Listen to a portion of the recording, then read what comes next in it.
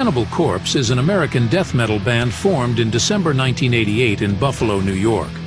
With 35 active years in the music industry and 16 full-length albums, is the most famous band in this subgenre, achieving worldwide sales of millions of copies of all their albums, making them the best-selling death metal band in history, despite having to deal with censorship from various religious and political activists from many countries throughout their career.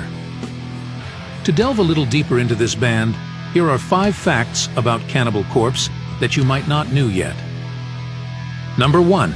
Chris Barnes was the original vocalist of the band for the first 4 Cannibal albums.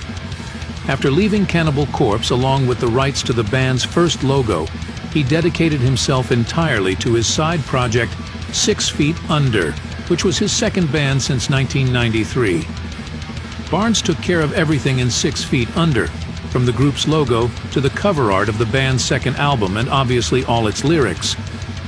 While on the set of Ace Ventura, Barnes admitted to Jim Carrey that the way his neck moved while performing Hammer Smashed Face disgusted him, and Carrey mockingly responded while moving his neck, "What?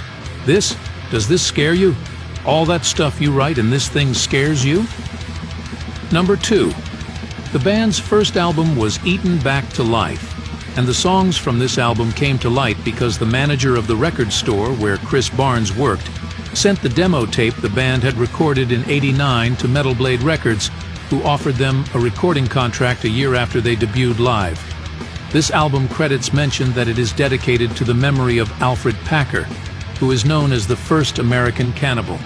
On the other hand, this album was banned in Germany until 2006 due to its cover, which shows a drawing of a zombie tearing apart its entrails and the extreme nature of the themes, although censored versions could be obtained.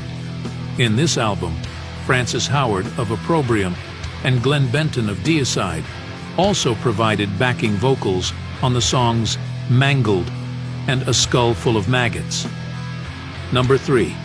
The covers of all Cannibal Corpse albums were all made by artist, illustrator, and comic book creator Vincent Locke, who initially, before starting to work with the band, devoted himself to making a comic about zombies called Dead World in the mid-'80s.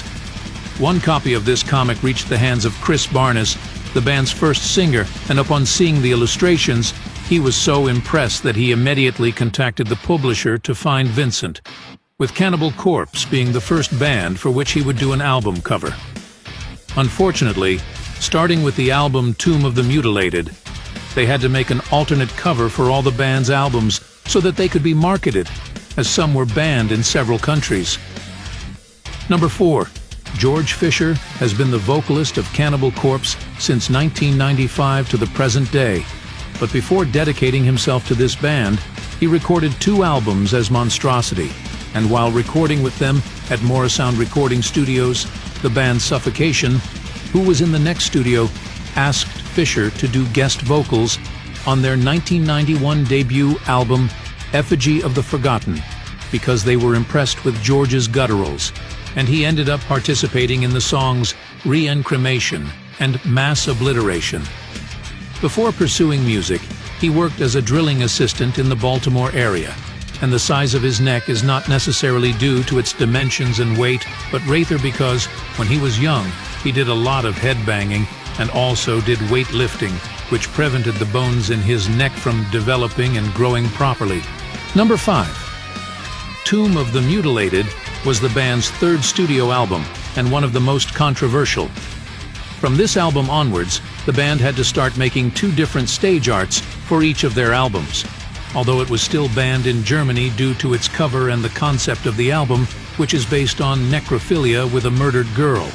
In addition to this, the band was also banned from performing during their tour in Germany at that time, and it wasn't until 2006 that the band could perform all the songs from this and their other albums without any problems. The song Hammer Smashed Face became one of the group's most famous tracks after the band, at Jim Carrey's request, made a cameo appearance in the 1994 film Ace Ventura.